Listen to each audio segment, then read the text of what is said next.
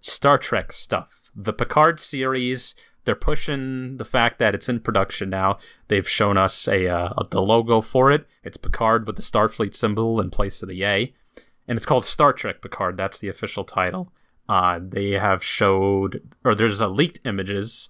You see Picard himself. He looks, well, basically as Patrick Stewart does, a little old, but he doesn't have the beard, like in that one future episode from Next Generation, All Good Things. Mm-hmm. We see some Starfleet uniforms. They look exactly like they do in Voyager, so like mostly black with the colors at the top, which is strange because that deviates a bit from the last we see of them in Star Trek Nemesis. So I don't know what's going on there, if it's an alternate timeline or, I don't know, just an aesthetic alteration. I mean, for continuity's sake, I wouldn't be shocked if they said it was an alternative timeline. You know, of course, at this point, there's so much in the Star Trek universe that it would just make sense to sort of split into, like, they don't want to destroy the continuity. So, of course, it would make sense to branch into alternative timelines. Like, that's probably a good excuse to build onto the whole series.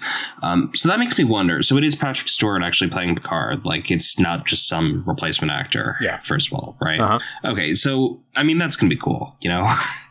Like, it's going to be interesting to see if it picks up from the Next Generation. It's going to be interesting to see what they do with the character, what's changed over there.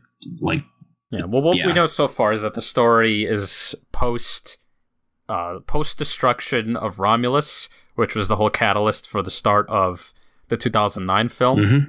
So this is set in, I guess, the Kelvin timeline, sort of, in that it's the original timeline that one branched off of, which they claim is the quote-unquote prime timeline, but people debate if that's actually the truth, and if it's not just, like, there's a prime timeline, the Kelvin timeline, and then there's original timeline, which was all the original series, and then the prime timeline, aka the original one that the Kelvin one branched off of, is its own thing because of the whole licensing deal with Paramount and everything. It's still a mess. Nobody could figure it out.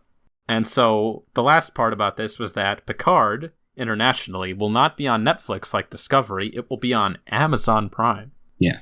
Which is strange, but I guess I kind of understand it because I know Netflix was kind of pissed that they paid so much for season 1 for the distribution rights and it didn't get nearly as many subscribers as they wanted out of it. So I think they just didn't want the rights to this show, and so CBS had to shop around and give it to Amazon. That's my opinion on it, of why it's changed like that. What you just saw was a segment from our weekly show, the Utterly Nonsense Podcast, which you can find on YouTube, SoundCloud, iTunes, Spotify, basically anywhere you can get your podcasts. To see more like this, make sure you subscribe, leave a comment, like the video, and remember, it's not news, it's nonsense. Thanks for listening.